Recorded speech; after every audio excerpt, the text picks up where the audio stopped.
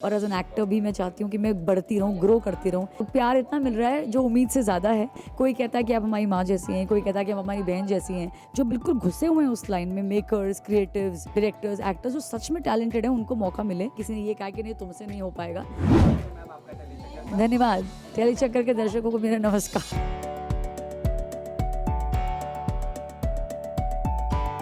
अरे बाप रे, मैं बताऊं आपको, उम्मीद से ज़्यादा। उम्मीद तो खैर मैंने ये की थी कि मैं इस पात्र को और आशा की थी कि मैं इस पात्र को, जो मुझे इतना सुंदर पात्र मिला है, मैं उसको निभा पाऊं और उसके साथ न्याय कर पाऊं। तो वो शायद मैं थोड़ा बहुत, मैं नहीं कहूँगी कि मैं, क्योंकि हर दिन हम कुछ नया सीखते हैं और एज एन एक्टर भी मैं चाहती हूँ कि मैं बढ़ती रहूँ, ग्रो करती रहूँ। तो मैं ये नहीं कहूँगी, लेकिन हाँ थोड़ा बहुत जितना मैं कर पा रही हूँ। और दूसरा, प्यार इतना मिल रहा है जो उम्मीद से ज़्यादा है। और हर दिन मेरे पास समय नहीं है कि मैं लोगों से मिल पाऊँ, लेकिन जो मैं सोशल मीडिया पर देखती हूँ, मतलब मैं ओवरवेल्म्ड हो जाती हूँ, मैं बहुत प्रसन्न हो जाती हूँ, मेरा आनंद हो जाता है मेरा मन। कितनी भी थकी हूँ, लेकिन अगर मैं वो सब मैसेजेस पढ़ लूँ तो मेरी थकान दूर हो जाती है।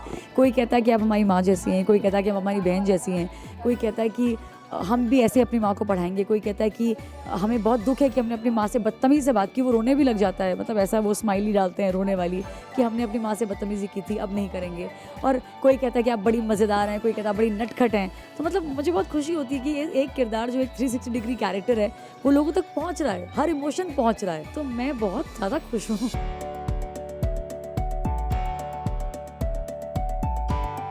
ये तो बहुत अच्छा चेंज है, मतलब I really like it. I think आप पहले रूपाली जी के मुंह से ये बात सुन चुके होंगे कि उस एज में उनको ये मौका मिल रहा है, उनकी रीमैरिज हुई, उनका जो भी अनुपमा में आपने देखा है। सो उन्होंने एक माइलस्टोन बनाया। और अब सेकंड ये हम लोग अपना, मैं ये नहीं कहूँगी हमारा भी, मैं प्रथम ही मानती हूँ, क्योंकि हमारा शो बिल्कुल अलग है, हमारे शो का सब्जेक्ट अलग है, उसकी फील अलग है। तो मैं समझती हूँ कि ये अगर ऐसा हो रहा है, ऐसा इंडस्ट्री में चेंज आ रहा है, तो मैं बहुत खुश हूँ। और मैं चाहूँगी कि इसके बाद आगे जो मेरी जर्नी है वो ऐसी ही रहे और मैं अलग अलग प्रकार के किरदार कर पाऊँ।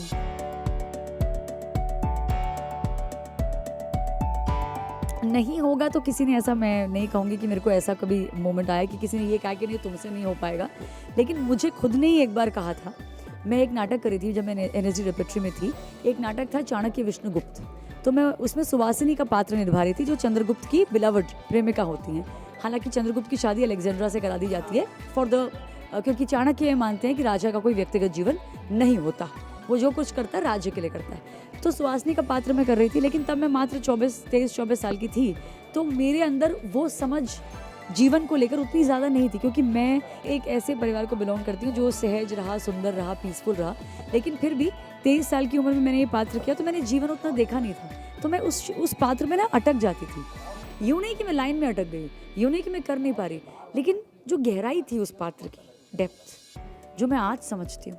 अगर मैं आज सुहासिनी करूँगी तो मैं क्या करूँगी वो मैं जानती हूँ, लेकिन तब मैं उसको उस तक, मेरा मन से कह रही हूँ, मैं वहाँ तक नहीं छू पाई, ये मैं मानती हूँ। तो फिर मैंने अपने को बोला कि नहीं बॉस, ये नहीं चलेगा। अभी आपको आगे इसके बाद जो भी पात्र मिलेंगे वो आपको अपना, उसमें आपको बढ़ाना पड़ेगा खुद को, एज एन एक्टर आपको ग्रो करना पड़ेगा। तो वो मैंने एक चैलेंज लिया था खुद से ही, खुद का।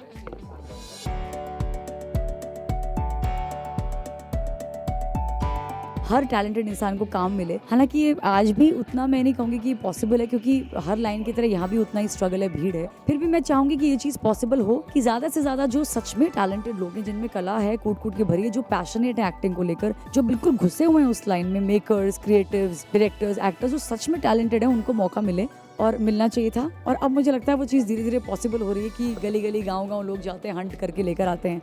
तो मैं समझती हूँ कि अब वो पॉसिबल हो रहा है। तो मैं यही चाहती हूँ कि हर व्यक्ति जो चीज़ डिजर्व करता है एज एन एक्टर, उसे वो मिल जाए। मेरा नाम करुणा पांडे है। मैं पुष्पा इम्पॉसिबल सीरियल में पुष्पा का किरदार निभा रही हूँ और आज मैं आपके साथ बात कर रही हूँ टेली चक्कर के माध्यम से। देखते रहिए टेली चक्कर।